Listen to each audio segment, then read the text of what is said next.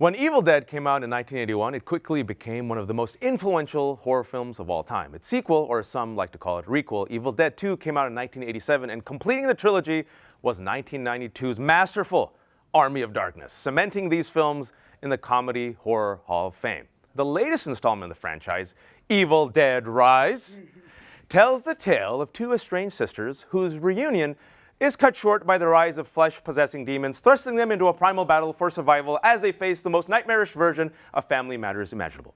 Please welcome to the South by studio the legendary team behind Evil Dead, writer and director Sam Raimi, star Bruce Campbell, and producer Rob Tapert, and they are joined by the new film stars Alyssa Sutherland and Lily Sullivan, as well as writer-director Lee Cronin. Welcome! Hey! Nice to be here. That's all the time we have, by the way. That's that. I was just Go like, see the movie. wow. It's awesome. So I wrote that synopsis that you just had to read out, so apologies. Did you like that? Yeah. You did it good. Thank you. Sounded better than in my Despite head. they pay me the big money, and Yeah. the big money is one falafel sandwich a day, and I'm grateful. And I'm grateful. I was there last night. Last night was the premiere at South by. I told you all I was a fan. I'm in the line. People were excited, but people also said this: "It's better not suck. It's better not suck." And it was the most fun I've had in the theaters, especially since the pandemic, in years. It was buzzing. People applauded. They were there throughout the end. Question: that was last night. How do you all feel? Finally, putting it up on the screen and seeing it with that crowd at Austin. Lee. Wow. My head is still moving in a variety of directions. You know, you go into a screening like that with hope. I heard the Austin crowd was great, so we were hopeful that we were bringing the movie to the right place, but I don't think any of us were prepared for the level of response. It kind of felt like being at a rock concert. You know what it proves, though? It proves that, first of all, thanks to Warner Brothers for going theatrical, because it was not Right, it was originally, because the on Max. pandemic and theaters were very iffy. So we're very grateful for that, but it proved, last night proved that certain genres really function best with a crowd. And with comedies, that's great with a crowd, but horror is the same thing, because it's a communal feeling of being scared to death together. Yeah. Because it's okay, because that guy's scared too. I saw that guy scream like a girl, and I don't even know that guy. That's actually exactly what happened, because I was telling Alyssa and Lily, were like in the movie. I don't know if you all heard it in the front. There was literally a woman who said, No! "Don't open the door!" And then I was like, "Well, if she's doing it, I have permission." I'm like, "Don't do it!" And, There are a lot of people who I mean, don't want to people were open the door. cringing. I'm like, listen, if the lady next to me can cringe, as a grown man, I have permission. The communal experience of horror, I think, is something that, especially with the pandemic, I forgot. Like, I forgot how cathartic it could be. And Sam, seeing this vision, you all have been at it for 40 years. Seeing Lee take this vision and bring it, as someone called you the OG, and Bruce is like, what does that mean? What's an old OG? guy? Old geezer. But I'll call you the Godfathers, the seasoned veterans. You like that? Sure. How did it feel to see this vision with this generation, with these actors, with this crowd? It felt like I was a composer of a little ditty, a little song 40 years ago with these nuts, Bruce and Rob, and to see a masterful craftsman like Lee and his team of expert actresses take it and make a full symphony out of it. And you recognize, oh, I understand those little notes, I recognize them, but he's expanded into a beautiful movement. And here, where we had a little dip, he's made it sad and richer. It's quite an unusual experience, very fulfilling. I want to talk about that, because you have some of the old nuggets for the old fans like us, but it does go into some new directions, which I thought was moving. My review on the Twitters, because all that matters is the Twitters. Right after I was sitting there, I said, without saying too much, I said, I'm going to quote, I said, "Evil Dead was great. Absolutely brutal, but with heart, and a cheese grater." And I left it at that. And Lee, you're an Irish lad. I'm a son of Pakistani immigrants, and yet we share in common something, Evil Dead. Around the same age I was reading, you were 8 or 9 when you saw the first Evil Dead. Perfect time to see Evil Dead, by the way. It's a ripe age. I was 9 when I saw it while I was visiting in Karachi. I had nothing to do. I'm like, Evil Dead, let me rent it. And I was horrified, and naturally I said, must see Evil Dead 2. When saw Evil Dead 2, just like you and our parents, being the cool parents there are, I think they gave up on us. They're like, it's over. Let's not censor them. They crossed the line. And then you're welcome. I was one of the few people who saw Army of Darkness in the theater, so my $4 went to you, Rob. Wow. And I took my wife, my poor wife, to see the reboot 10 years ago. I said, it's a love story, and just to get her in. And she looked at me halfway through. She goes, I love you very much for making this movie. But it had an impact on both of us. But talk to us about the impact the movie had on you as a 9-year-old boy. Yeah. and as a filmmaker. Yeah. And just the arc, this is a safe space for sentimentality. Just the fact that you're here Are you asking me next to cry? these. You can cry. To cry. Because I felt like you wanted to cry a few times last night. Oh, I did, yeah. They're vodka tears. Yeah, look, the movies, it's something I've spoken about before. The movies hold a very great place in my heart. My dad showed them to me on VHS, the 1 and 2 back to back. And when I was 8 or 9, I was obviously very impressionable. I didn't know what I was watching. I didn't know what I was experiencing. And then in my early teenage years, I went back to those movies as I started to, want to become a movie maker and understood the true importance of them. I see them as a cornerstone of American horror cinema, of worldwide horror cinema. And what the guys created, from next to nothing. It's a beautiful story. A bunch of kids in Michigan. Yeah, hanging up sheets and, to show rushes and whatever the hell you guys were doing and probably selling things they shouldn't have been selling. But it's like, it's a great journey and it's super. Yeah. Auto parts. Yeah, of course. Yeah. Auto parts. Lead. But the, and just, I think there's no escaping the virtuoso that Sam is and what he brought to the screen. So young in his career and so early in his career that allowed the camera to be something like a character. And I remember, I haven't told Sam this one yet, but I remember being about 13 buying my first camcorder and getting a piece of wood in my garden and attaching strings onto it to try and do the rush moving cam. 4-shot through my garden. I did a really bad job. But thankfully all these years later they gave me money to do it a little bit better. So.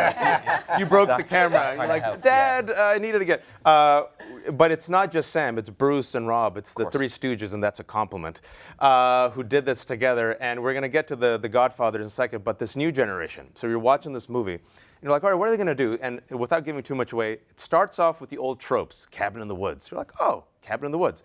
You subvert it without me saying too much, and it takes place with a family. It's very intimate, and the theme of motherhood is present. And I'm like, oh, that's a really refreshing twist. Motherhood, guardianship, protectorship. It's something different. It gives it that heart, and the stakes are raised. And speaking of guardians, I should say, Lily, you inherit the boomstick. And you inherit it from Bruce, but you take it within the same universe. And without giving too much away, there's pressure with this role. Whoever picks up the boomstick and the chainsaw, it's a 40-year legacy. And that plus the emotional dimension of this character, how'd you prepare for it? Must be like no pressure whatsoever. Right? Yeah, I was going to the gym at 3:30 in the morning, doing push-ups. To get One a his abs. Push-ups, I hope. For Bruce's abs, right? You're like, if I go. But seriously, though, actually, fitness-wise, to do an Evil Dead film, it's like Physicality. It's a real thing. I'm used to wearing a corset where your breath is shallow, and you ask 3 questions, and then you have to go lay down. But actually, to get a chainsaw above thy head was not easy because we used a real one without all the sharp, blade. But yeah, there was pressure, but also I feel like you guys let us just go, and I feel like the way we shot and like that set became a stage, and we shot in chronological order, and it was mess and chaos and fun and an intense collaboration of all artists, because with horror, more than any other genre, it's such an intense 5-legged race of all departments that if one falls, everyone falls. So acting almost comes last. It's interesting. You said that it was chronological. I was really surprised by you said in the Q&A, and I think that makes sense because it's very intimate. I can't believe I'm using this reference. It's like a theater piece. Evil Dead Rise is like a theater piece. It's like a one-act play. Coming to Broadway. No, but because it's an ensemble piece, it's claustrophobic, and I think the decision to make it in chronological order it really makes sense because it tightens up. The movie just gets more and more intense. Plus, there's a lot of moving parts, and if you go in order, I think it's way easier to keep track of the crap that you're doing. Yeah. Well, it's also Carnage very is expensive very- to clean up the mess that we made. 6,500 That's what it really comes down. You've got to leave it behind you and then keep we on would going. wrap certain rooms. We're like, and this is the last time we'll be in this room now. And then we get into a hallway, which Burn it which is down. its own thing. But you speak about the physicality and the physicality and how, at least as a viewer, I saw that was very deliberate and intentional. Your role, Alyssa, and your physicality matches the intensity and the horror of the movie. The more your character devolves, That's a good word. You like that? And either you're give you a compliment, you had immense range. You're either the worst or best mother of all time. Totally. But here's a compliment to you. It's a sincere compliment because the leads were so good. The movie would not have been good without these two leads. Correct. I think we all agree. Agreed. I was doing research and I was watching the YouTubes as one does. And first of all, I'm like, she's Australian. What? these Aussies are taking our roles. But a couple of months ago, you were talking to my friend Waleed Ali in Australia, and all brown people in the industry know each other, by the way. We're all related. But I was learning, you're like, I hate horror movies. I'm like, of course, the person who hates horror movies leads Evil Dead. Yes. But I was watching it yesterday. I don't hate them. I'm just an easy scare, and We all are easy I'm scares. too sensitive for them. But I was watching your performance yesterday, and the physicality. For anyone who's an Evil Dead fan, Bruce is underrated. His physical performance really makes the movie. But I was watching some of the things you were doing with your body, and I was like, stunt double. And then Lee does a full shot. I'm like, oh my God, she's doing it. And for a person who doesn't like horror, and I was like, she's modeling this after the silent horror stars, because so much of it is expression and body movement. How much did you choreograph that with Lee? Because I personally think your de-evolution and your body physicality matches the intensity of the movie as it progresses. Well, thank you. You're welcome. That's a lovely compliment. I wish I could say that I watched those silent horror films and that's exactly what I was doing, but it's not. I did a lot of, I put together a playlist of some kind of crazy instrumental weird music for myself, and I spent, I had like 2 weeks in quarantine when I first landed in New Zealand because we were shooting during a pandemic, and I was locked in a room, literally, for 2 weeks. And so I spent a lot of time with this music and just moving around and sort of creating a character through movement and sort of building some muscle memory. And I referenced, I found a really cool dance clip on YouTube that I sent to Lee. Oh, I remember. Yeah, and that was sort of like an inspiration for me, this weird choreography of sort of interpretive dance. And so that was kind of the starting point for me, and everything built from a sense of movement. It's the first time I've done that with a character. Other times it's been like an accent that kind of gets me into it. But this was really inhabiting like a creature. Yeah, from the inside You should, out. once the movie comes out as a big hit, you should release that dance video, and I think it could rival the Wednesday dance for being viral. Maybe we could re-perform it right now. Yeah, let's do it. I have video of me in my hotel room in New Zealand. Can I spoil anything in this interview? I will say First up? not a word, but Go ahead. There's a shot of me getting out of the bathtub in the film. Everyone has to watch. yeah, we've seen that in the trailer. I have, It's okay. I have film of me practicing that in like red plaid flannel pajamas in my hotel Put that on the room in YouTube. New Zealand. And I'm like see that. sliding off the bed and like doing this stuff, and I ended up giving myself carpet burn. So like I turned She down. suffered for her art, Lee. They suffered. I got carpet burn on my cheek, and it was like the first week of filming, and my makeup artist was like, what did you do last night? And I was like, I was practicing a stunt. But the legacy that you did, literally putting your body in harm's way, you know, Bruce, you did that. I mean, I saw the behind-the-scenes making of the original Evil Dead 40 plus years ago. And you were a bunch of kids. You didn't have stunt doubles. It's like, Bruce, run didn't into have that pads. wall. There was no pads. Yeah. And we were like, well, what's a pad? I mean, we didn't, you throw yourself against the wall. God, that fucking hurt. Yeah. It probably should hurt. You know, I don't know. It was only years later where we look back on that shoot and we're like, oh, that was not a normal shoot. Not in any But way. without that was the legacy of it. And you know, speaking of legacies, I was remembering Carrie Fisher one time they were interviewing her. And towards the end, she said, "Listen, I'm Princess Leia a good and imitation, Carrie by the way. Fisher. I'm Carrie Fisher and Princess Leia. That's who I am. All right. That's how it's gonna be." And for many thank you, Academy, thank you. But for many actors, they spend their careers saying, I want to get away with it. And I feel like you've embraced it. You've done a lot in your career, but you will always be known as Ash. Yeah, Ash thanks. will always be known Yeah, as Bruce thanks Campbell. for summing up my entire life. Look, I was reading about Identity. Bruce online for moderating this thing yesterday, and I came across a great quote from Bruce, and it's true, and it's going to be true for Lily and Alyssa, is that there's an echo of Evil Dead in anything I did after that. So Ash follows you no matter what, even all the way to Hallmark. Yeah. Even Hallmark. I'm not mad has about it. shades of I'm not Ash. mad You're not about about it, but it's one of those things where some actors like I have more range, but like, and then other people. You know what I accept found? it. I am more stereotyped by fans than my own industry. I've done a French film. I've done a Western. I played the King of Thieves on Hercules and Xena. You know, not a drop of blood in sight. But fans only watch what they watch. Like if you watch Burn Notice, a #1 show on cable for years, if you don't like, if you watch that show, you're not necessarily going to watch Evil Dead. People found me retroactively from Burn Notice. They're like, oh God, that old guy did these weird movies like You prefer decades ago. esteemed, seasoned veteran Sure. here. That's what I knew you from first. Yeah, that's right. But conversely, if you're an Evil Dead fan, you might not like spy shows. So plenty of my fans have not even seen the other half of what I've done. But I don't, like I do Hallmark movies now, so I'm not stereotyped in my own industry, which I is love great. it. I love it. From Michigan, playing Ash to Hallmark movies. Hell yeah. That is arc. That is arc. Talk about range. Yeah, that's range.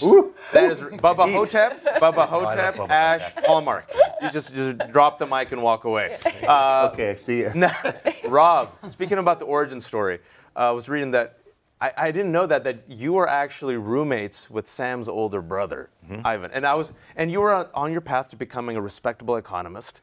And you look at these sliding door moments. That was just an unrespectful. And now he's just a very successful producer, married to Xena, Lucy Lawless. But you're thinking about the sliding door moment. With time, you get mileage and you get perspective, right? You ever sit there and think, if I wasn't roommates with Ivan and I introduced me to these wacky kids, I could have been in the advisory council or in the UN or Had a job. Had a job. I go back and think there was something that guides you through life, even though you may not think it. Somehow the computer puts Ivan and I on the same floor in college. And that something was meant to be. Artificial intelligence put you guys together. Or dumb luck. That was it. That was the moment. Yeah. That was the moment. Well, really, it was meeting, and then I met Sam through that. He was amused me when I'd visit Ivan with his big dice game, trying to an illusion that got me every time. I'm a sucker for those. And He's still tricking it. then he came up to Michigan State. We were in a class Shakespeare together. It was back in ancient days where you were allowed to smoke in class, so we kind of sat in the back. Old away. school. Yeah, Old old school. And I said, let's make a movie together, and we made a movie about kids on a college campus. Did very well. Then Sam that summer made a movie about big dumb comedy unrelated to the university. Ran that the following fall. It took in like $5 and cost $2,500. And you learned what it's like to be a Hollywood producer. Yeah, That's right. Was it. That was the lesson right know there. your audience. And then we went down. And on that movie, I met Bruce, and all three of us left college and made a tiny little short to hone our Sam's craft of making a scare. And then we made like a 30-minute promo piece to show to investors that we could scare an audience. Ran it in front of the Rocky Horror Picture Show, not the right crowd, at midnight screenings back in Detroit. But eventually put the money together to go and make a movie. And then through this whole process, during the editing process, we went to New York, and the assistant editor was Joel Cohn, and we got to be good friends with his brother. Oh, the Coen brothers, these The Coen up-and-coming filmmakers. They have potential. And at that time, they saw that we had done it. They had just worked with another guy, and they couldn't believe that these three chuckleheads from Michigan had raised money. So they said, how'd you do it? Okay, we're going to follow. And they did. They went and shot a little short that starred Bruce. What they did is they shot it in 35 millimeters so they could show it to investors in a movie theater, and they did it like it was the trailer, like the movie was done. Mm-hmm. It was a brilliant sales job. I'm in the trailer. I'm the guy in the field getting hit with the shovel. Well done. Do I make Start it? the rest of the career. Yeah. Do I make it into the feature? Oh, I guess I was busy that weekend. But yeah, it was. So they did it a different way. And from those humble beginnings to 40 years of a franchise that has spawned TV shows, the video games, a new generation. I mean, it's really remarkable. I love the origin story. Just a bunch of kids with an idea. And it's been interesting. Since we've come out of the pandemic, we've had 50+ interviews here. Instead of snark, which is people traffic and snark a lot, people have been sentimental a lot. And so I'll be sentimental if I can, because it's the movie with heart. I'll say it quickly. Sam, one of my favorite movies is Darkman. You gave us Darkman, you gave us Evil Dead trilogy, Hudsucker Proxy. I think these are underrated gems. You've given us these fantastic roles. Bruce, when I was a kid, when I was 12 years old, I mentioned the story to you all. The internets was just starting up. I Googled Bruce Campbell because I was such a big fan. I went to his website. He said, contact me and I'll send a signed photo. I'm like, he never will. I put in my name and my address. A month later, in a brown manila envelope, black and white photo, Bruce Campbell's headshot signed to Wajahat. Sam, would you pass that? So I want to thank you. Thank you. I prefer Venmo. The children use Venmo now. Yeah, sorry. And then I'm sorry, I'm OG. I'm completely over my time, but Sam, because I felt like Lee was going to cry. It was such a great response. What did you see in Lee, and what do you want to say to this team that has carried this vision forward? I saw in Lee a great craftsman. It takes another plumber to recognize a good plumber. You've got to be able to know, what type of pipe to use, the gauge. I recognize a good weld that another plumber makes. A lot of people can't, but if you do that yourself, you really see the art and the care that goes into it. And I saw that in Hole in the Ground. And then I really liked him. He's funny and sweet and lovely. And then he said he was going to make it about family. And I knew that as his strength as a writer, that he would be super successful at that. And obviously, because he's a great director, he casts so beautifully. He brought the best talent to really make these characters deep and meaningful to each other. And so the audience connects with it. But what did I see in Lee? I saw a great guy who was a very, very excellent craftsman. And it shows in the screen. I'm a fan. I was critical. I'm telling you, I'm not just being nice. Movie's excellent, and Warner Brothers will be rewarded for finally releasing this on the theaters. Give a round of applause to the Evil Dead crew.